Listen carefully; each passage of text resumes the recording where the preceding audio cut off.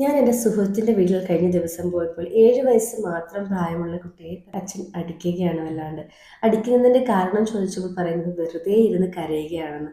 ശരിക്കും ആ കുട്ടി വെറുതെ ഇരുന്ന് കരയുന്നതല്ല.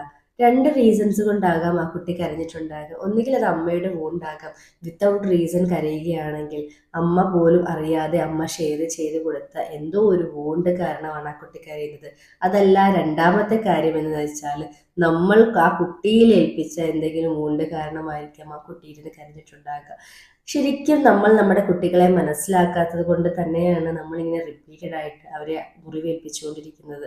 ചില ആളുകൾ എന്ത് ചെയ്യുമെന്നോ, അവർക്ക് ദേഷ്യം വരുന്ന സമയം അവരുടെ ദേഷ്യം കംപ്ലീറ്റ്ലി തീർക്കുന്നത് കുട്ടികളിലാണ്. ഒരിക്കലും ഇനി ഇത് ആവർത്തിക്കാതെ ഇരിക്കുക. നിങ്ങൾ അടിക്കുന്ന ഓരോ അടികളും അവരുടെ ജീവിതത്തിലെ ഒരു ബാരിക്കേഡ് പോലെ, ഒരു തടസ്സം പോലെ അവരുടെ ജീവിതത്തിൽ മനസ്സിൽ ഉണ്ടാക്കുന്ന രീതിയിലുള്ള പ്രവൃത്തികൾ നമ്മളിനി ആവർത്തിക്കാതിരിക്കുക. ഇതിനു വേണ്ടി നിങ്ങൾ ഒന്നും ചെയ്യേണ്ട. ഈ വീഡിയോ ഒന്നുകൂടെ കണ്ടുകൊടുക്കുക. ശരിക്കും നമ്മൾ ആ ഒരു നിമിഷത്തിൽ നമ്മൾക്ക് അടിക്കാൻ തോന്നുന്ന ആ ഒരു ദേഷ്യം വരുന്ന നിമിഷത്തിൽ നമ്മളൊന്ന് അവെയറാകുക. ഞാനിപ്പോൾ ദേഷ്യത്തിലാണ്, ഞാനിപ്പോൾ എൻ്റെ കുട്ടിയെ അടിക്കാൻ പോവുകയാണ്, അടിച്ചു കഴിഞ്ഞാൽ എൻ്റെ കുട്ടിക്ക് സങ്കടം വരും. അങ്ങനെ ഒന്ന് അവെയറാകുക മാത്രം നിങ്ങൾ ചെയ്യുക.